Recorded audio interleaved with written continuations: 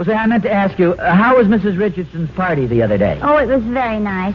She's the most perfect housekeeper I've ever seen. Her house is absolutely immaculate. Yeah, that's what I understand. Her table looked just beautiful. Of course, there was a good reason for that. Well, why not? America's finest silver plate is 1847 Rogers Brothers.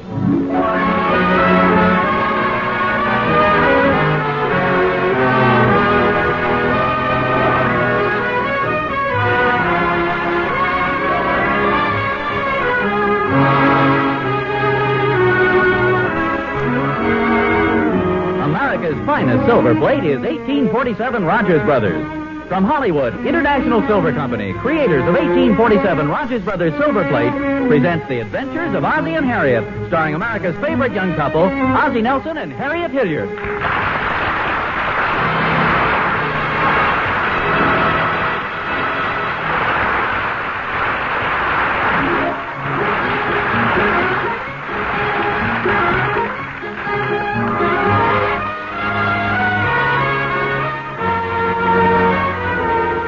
There's something strange going on in the living room of the Nelsons at 1847 Rogers Road. There's David, age 12, and Ricky, age 8, on their hands and knees, creeping toward the Davenport. Their faces look so serious. Must be somebody hiding back there. I wonder who it is. Maybe it's Nick, the family dog, or maybe it's little Will Thornberry from next door. Hey, those feet look awful big for... Why, it's Ozzie. Now, what's a full-grown man doing hiding behind the Davenport?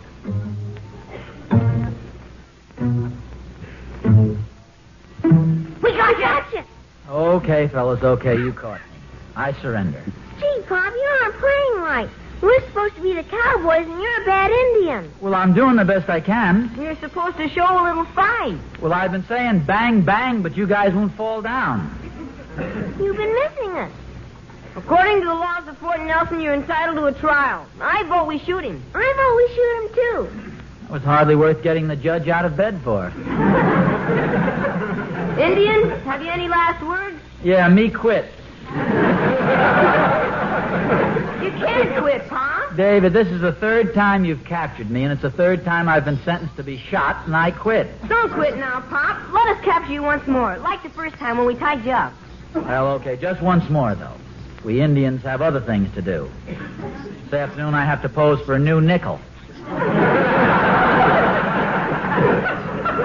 You get the last two, Ricky. I'll hide here behind this cactus bush. Which cactus bush? This one here, with the yellow lampshade on it. You know, this time I think I'll surprise you guys and show a little fight. I think it's about time the Indian tied up two rather short cowboys. That's what I've been saying, Pop. You've been making it too easy. You get him from that side, Ricky. I'll get him from this side. Grab his feet, David. Throw the lasso. No, you don't. Hit the rope. A little different this time, isn't it? How do you like this? You sure are strong, Pop. You can really fight when you want to. Thanks, boys. Now untie me and let me up.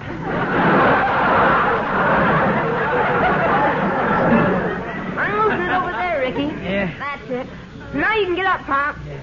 Watch your foot. Oh, holy smokes. You really busted it, Pop. What was that? Nothing, Harriet, nothing serious. I'll see you later, Pop. Come on, Ricky. Ricky? He's already gone. Oh, Ozzie, for goodness sakes, my antique vase. Oh, I couldn't help it. I bumped into it accidentally. Besides, antiques are supposed to look old. Certainly looks much older now. The whole living room looks older. What happened to the scatter rugs? Oh, they're scattered around. This place looks like a cyclone hit it. Oh, Harriet, don't be so fussy. I don't mind telling you, I'm getting pretty tired of straightening things up around here. The more work I do, the messier the place looks. I suppose it does look a little disorderly now and then. After all, it's a home. People live here. That's no reason for it to be messed up all the time. It isn't. Do you know anybody's home that looks nicer than ours? Yes, I do. Mrs. Richardson's, for one. Her place looks absolutely immaculate all the time. Well, she doesn't have any children to mess the place up. Don't forget we have two. We have three. Here, pick up your Indian hat, Tonto.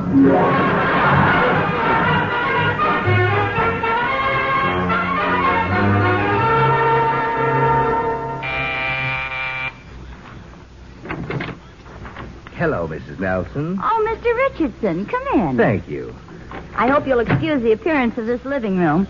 The boys have just finished a game of cowboys and Indians. Oh, forget it. As a matter of fact, it... Oh, Mr. Richardson. Oh, I'm terribly sorry.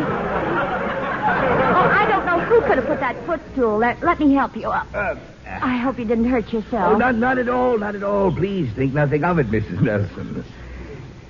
It's been a long time since I've tripped over a footstool. I have a chair, won't you? Yeah, thank you, but I really can't stay. I just stopped by with this issue of Good Housekeeping. Mrs. Richardson said there was an article in it you wanted to read. Oh, thanks very much, but I could have picked it up. No, it was right on the way. I have to go to the store and get Mrs. Richardson some scouring powder. I have a can of it she can have. We buy it by the case. Your wife is such a wonderful housekeeper. I do envy her so. Your house always looks so immaculate. Yes, it does, doesn't it? What a pleasure it must be to live in a house like that. Yes, Mrs. Richardson enjoys it very much.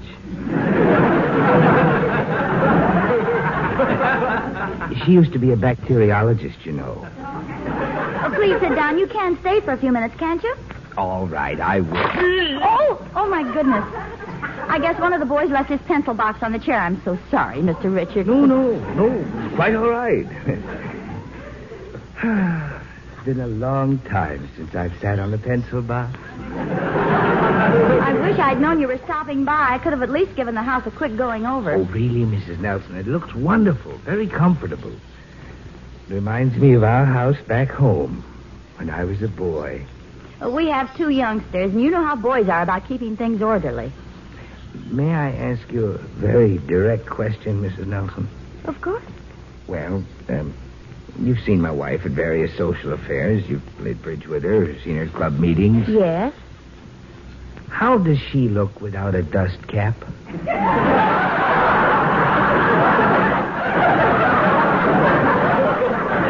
She looks fine, Mr. Richardson. She doesn't spend that much time cleaning the house, does she? Mrs. Nelson, I love my wife. She's a wonderful woman. We've been married now for 10 years. 10 spotless antiseptic years. But living in our house is like living in the operating room of a hospital. Would you mind awfully if I smoke my pipe? Oh, of course not. Go right ahead. Oh, thank you.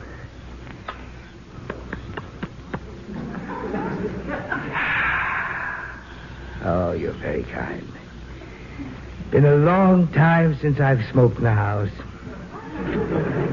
What a wonderful day. Tripped over a footstool, sat on a pencil box. Now I'm smoking my pipe. Why don't you put your feet up on the hassock? Make a day of it.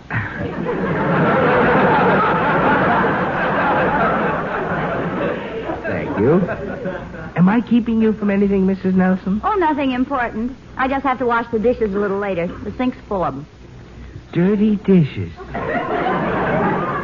Could I see them?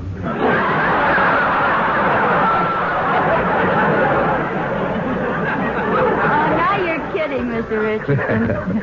Perhaps a little. But I do mean this, every word of it. Don't ever change anything about this house, Mrs. Nelson. It's perfect. As I walked in the door, something seemed to say, this is a real home. People live here. Happy, comfortable people.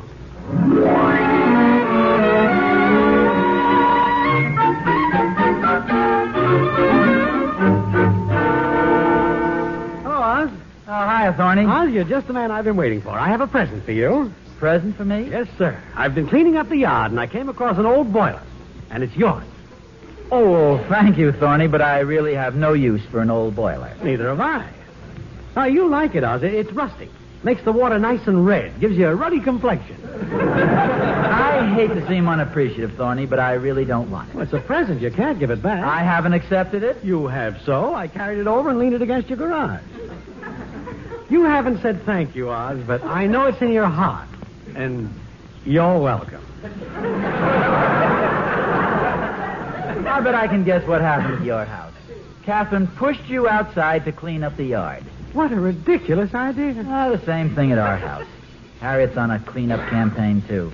She just practically drove me out of the house, gave me a big lecture about keeping things neat and Well, tidy. as a matter of fact, I think she's right. You're kidding. No, I'm not, Oz. I really mean it. Just think of all the things a woman has to do around the house. She does the cleaning, the cooking, the shopping, taking care of the kids and the sewing, the mending, the laundry. The least we men can do is cooperate. Try to make her job a little easier. Yeah, maybe you're right, Thorny. Well, of course I am. Matter of fact, until you started talking about it, I never realized what a wonderful job Catherine does around our house. Work, work, work, all day long, 7 days a week. Standing over a hot stove all day, cooking meals, mending clothes, getting me off to work on time, keeping the place tidy. You know something, Oz? I'm going in the house and tell Catherine to stop this grind and get out for a little fun. I'll see you later. Oh. What's the matter, Thorny? I just remembered Catherine's not home. She's out playing bridge someplace.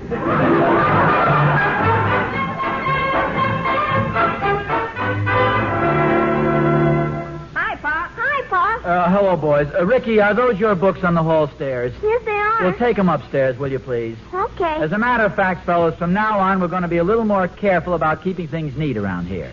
Are we going to have company? No, it has nothing to do with company. It's just that we've got to start showing a little consideration for your mother. I just went upstairs, and there was a towel lying right in the middle of the bathroom floor. Somebody just thrown it down. Wasn't me, Pop. It wasn't me. I haven't washed my hands for a couple of days. We're going to start making some new rules around here. No more lounging on the sofa with our feet propped up on a chair. No more throwing banana peels in the fireplace. No more rope twirling in here, and no more pillow fights in the bedroom. Is this how it is when you're in jail, Pop? No, Ricky, this is how it is when you're part of a well-organized family. And we're going to help your mother keep our house well-organized.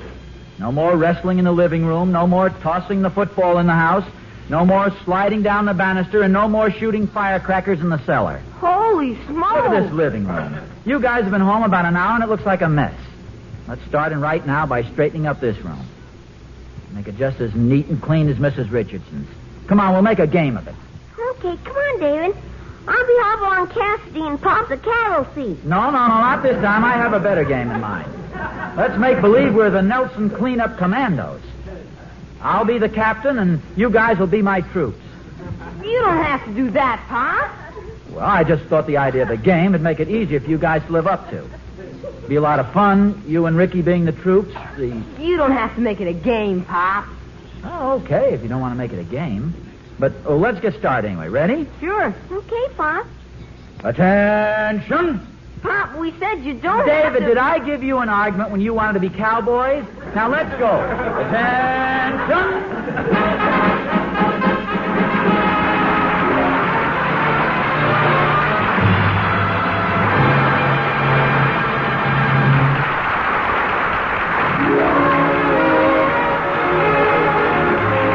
Guys, I sure hate to see the Nelson house get like the one poor Mr. Richardson lives in. But if that's the way Harriet wants it, that's the way it'll have to be. It's the woman who makes the rules, you know. It's been that way for years. And it's still the thing to do. Just the way it's still the thing for a guy and his girl to go for a stroll on Sunday afternoon. And it's still the thing, when that young couple are married, to own 1847 Rogers Brothers, the finest silver plate in America. Yes, now, as over a century ago, 1847 Rogers Brothers is the right choice for silver plate whose beauty and workmanship is unexcelled. Now, as then, that famous year mark 1847 stands for the very best. Nowhere else will you find the same lovely features, the superior imagination of the pattern designs, the exquisite detail, the extra luster and weight of each piece. Only 1847 is so much like solid silver. So, see it tomorrow, won't you? For remember, it's still the thing, as it was over a century ago, to choose 1847 Rogers Brothers, the finest silver plate in America.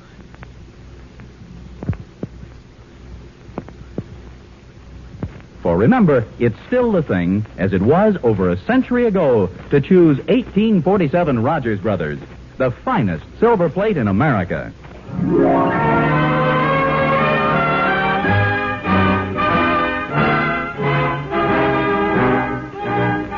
Man's work is from sun to sun, but a woman's work is never done. Yes, it's an old familiar saying, but it's based on years and years of experience. Through the ages, historians have recorded proof that man never changes. Back in the old Roman Empire, there was Antony and Cleopatra. Anthony? Here in the milk bath, Cleo. Anthony, I'm getting tired of this. You always leave your things lying around. The trophy room's a mess. But, baby. From now on, I want the place kept in order. But, baby. I mean it. Starting today, when you've finished your milk bath, don't leave the empty bottles in the tub.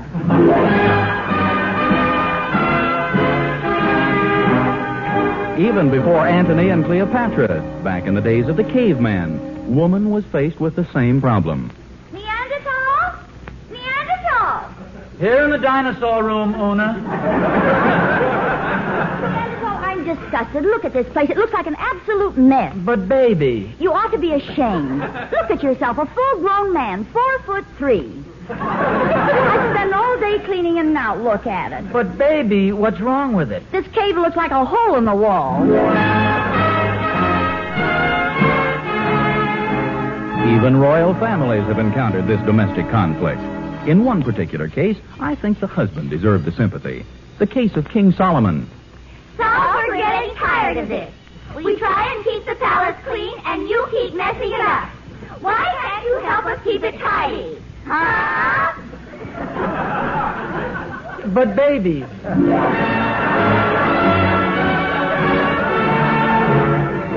Today, at 1847 Rogers Road, 3 sturdy souls have set forth to rectify this injustice.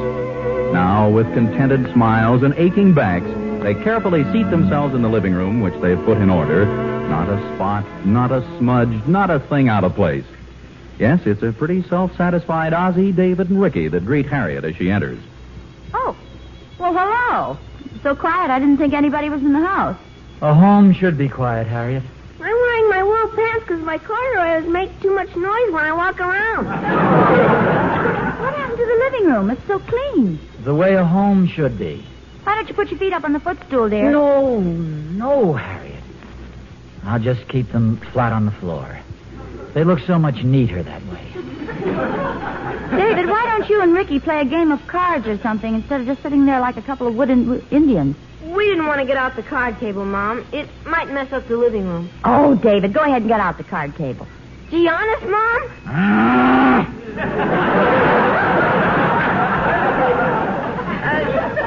No, thanks. I guess we'll just sit here like a couple of wooden Indians.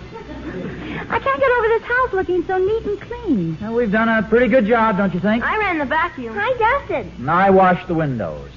Look at that one, not a speck on it. It's so clean it doesn't even look like it's there. It isn't, Pop. I left it open. Well, you better close it, David. We don't want a lot of dust blowing around in here. Where's Nick? Outside in the yard where a dog is supposed to be, Harriet. We don't want him getting hair all over the rug and the furniture. A little hair on the rug doesn't hurt anything. I haven't been that fussy. The dog stays outside. He sheds a hair here. He sheds a hair there. He sheds a hair somewhere else. Pretty soon, what have you got? A bald dog. Yes, and a rug that has to go to the veterinarians to be clipped. The dog stays outside. May we be excused? We have some homework to do. All right, boys, but walk very carefully. I'll get it. Would you please, Harriet? I'm going out to the garage and smoke my pipe a while. Hello? Hello, Harriet. It's Mother. Hello, Mother. Something the matter, dear? You sound a little strange. I don't wonder. There's strange things going on around here. Really? Something I should know about? Oh, no, Mother, nothing important. In fact, it's a pleasure for a change. Well, I hate to say this, Harriet, but you aren't making very much sense. Well, I'm not trying to be mysterious. It's just that the whole thing is a little difficult to explain. Ozzie and I have been playing sort of a little game. Oh, that's nice. Especially so near Valentine's Day. Shall I call back later, dear? Oh, no, he's out in the garage now. Hiding? No, Mother, no, we're not playing actual games. It's just that Ozzie's trying to teach me a lesson, and I won't give him a tumble. Oh, well, be careful, dear. Mary Henderson threw out her sacroiliac, and she was only playing charades. This is a different kind of a game. I gave Ozzie a little lecture about messing up the house, so now he and the boys have started a cleanup campaign. Oh, that sounds wonderful. Well, yes, but they're carrying it to ridiculous extremes.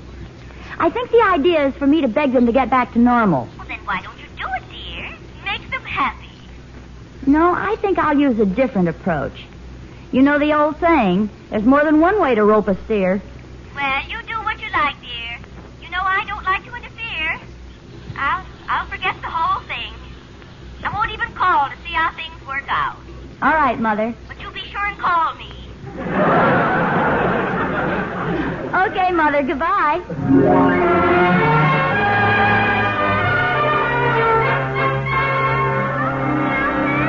Oh, hi, Emmy Lou. What are you doing out here in the garage? Mrs. Nelson's trying to keep the house clean, and I get ashes on the carpet. So. Daddy says it keeps the moths away. Well, maybe so, but the smoke curls up through the curtains, and I kind of like to lean back on the couch, and that crumples up the pillows. But my goodness, Mr. Nelson, the man has a right to be comfortable in his own home. Well, after all, this garage is part of our home, and you'd be surprised. It's not too uncomfortable lying here on the concrete.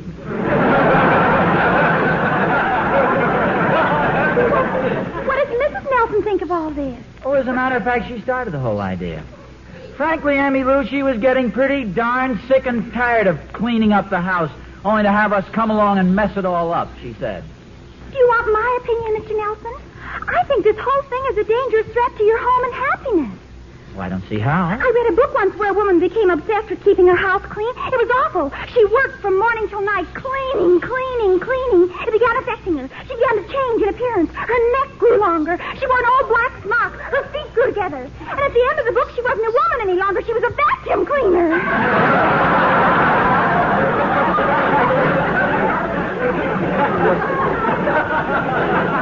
What a terrifying story. Yes. Imagine taking a vacuum cleaner to a dance. Yes, the suction would keep untying your shoes. You've got to save her, Mr. Nelson. Go in there, take a stand, mess up the house. Maybe you're right. Show her you're not a mouse. Take the bull by the horns. Show her you're a lion, not a lamb. You've been the goat long enough. No wonder the house is a mess. All those animals in there.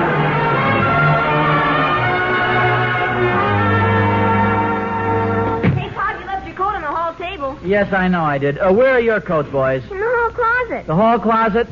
Throw them on the Davenport where they belong. Oh, boy. Tom's being tired of being clean. No, it's not that, boys. Not exactly. I'm doing it for your mother.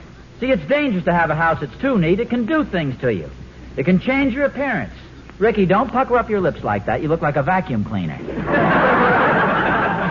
I don't understand, Pa. Simply this. We're going to change this antiseptic tomb we've been living in back to a comfortable home. We'll start by dropping this potted ivy right on the floor. Gee, Pop, that'll make an awful mess. What'll Mom say? Oh, she'll probably rant and rave for a few minutes, fly off the handle. We can't help that. It's for our own good. Now, where's a good spot? Here, David, take this and drop it right over there on the floor. Me? Oh, no, Pop. Why don't you do it? I have an idea. Ricky, you're closer to the floor. Maybe if you dropped it... Ricky? Ricky? Where did Ricky go, David? David? Maybe it might have the same general effect if I just messed up a few pillows. After all, Oh, Ozzie, my potted ivy all over the floor. But, baby, Harriet, honestly, I don't know how it happened. I was standing here with the potted ivy in my hands, and all of a sudden something yanked my feet, and down I went. Well, here, I'll give you a hand. Hey, what's this? Well, no wonder I fell down. Somebody lassoed me. Yeah, for a minute I thought I was going to miss you.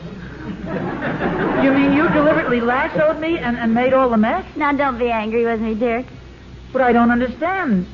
I thought you liked the house like Mrs. Richardson's. Well, not quite, dear. Not after talking to Mr. Richardson.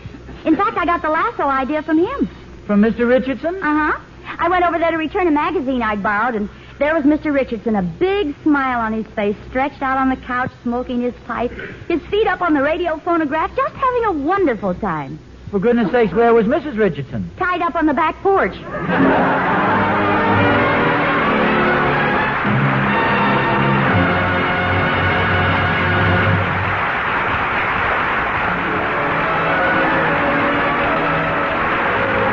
Ozzie and Harriet will be back in just a moment. Well, Well, now, that's the way things ought to be. Natural, livable. And it was Harriet who said it straight, too. There are a lot of wives who could take a lesson from Harriet, all right. A lot of wives get hysterical over the tiniest bit of dust and blow their tops when some little thing is out of place. Practically make you take off your shoes when you come in the house. Your wife like that? Heck no. My wife's swell. Maybe that's why I bought her that set of 1847 Rogers Brothers last week. And you know, Mr. Smith, you're absolutely right about that 1847 silverware. It's really great, isn't it? Really beautiful workmanship. Well, where else but in 1847 Rogers Brothers could you find those gem-like open-work knife handles, for example? Or the extraordinary height and depth of the beautiful ornamentation. And then there are the striking patterns themselves. Each one, you know, adoration, eternally yours, first love, and remembrance, is designed to suit an individual taste and preference. I was pretty impressed with the price of 1847 Rogers Brothers, too. Hasn't gone up a cent since 1945. Oh, that's a wonderful thing, all right. And gosh, I bet you're getting lots of attention since you gave your wife that set. As a matter of fact, Mr. Smith, she's been so busy showing it to everybody on Rogers Road that I've hardly seen her. Wish she'd settle down. The house is beginning to look all upset. Well, you got to expect that kind of reaction, you know. After all, 1847 Rogers Brothers is the finest silver plate in America. Oh, and by the way, there's an interesting story and color pictures of the Nelson family in the March issue of Movie Stars Parade magazine.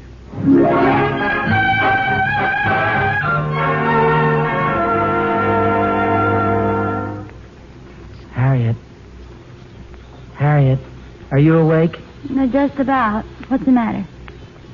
Something's been preying on my mind for hours. Where did you learn to use a lasso? Go to sleep. Fine chance with this thing running through my brain. What's running through your brain? The thought of you and that lasso. You're too good with it. I keep thinking back to our wedding day. What about it? Tell me the truth. Was I roped in?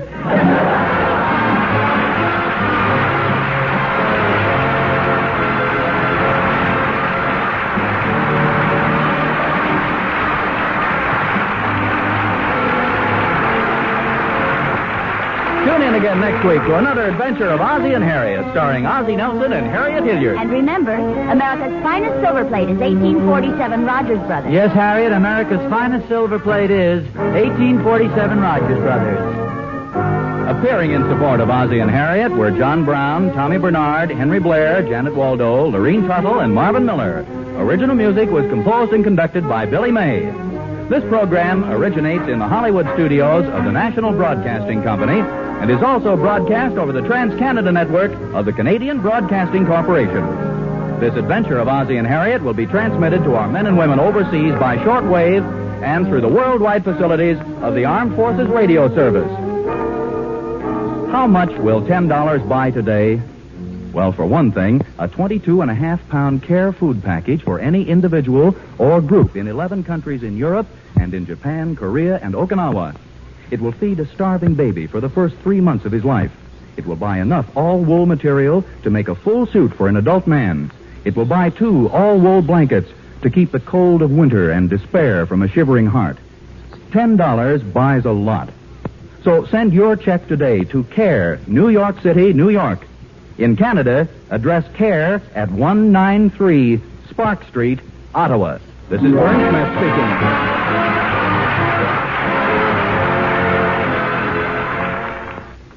This is NBC, the National Broadcasting Company.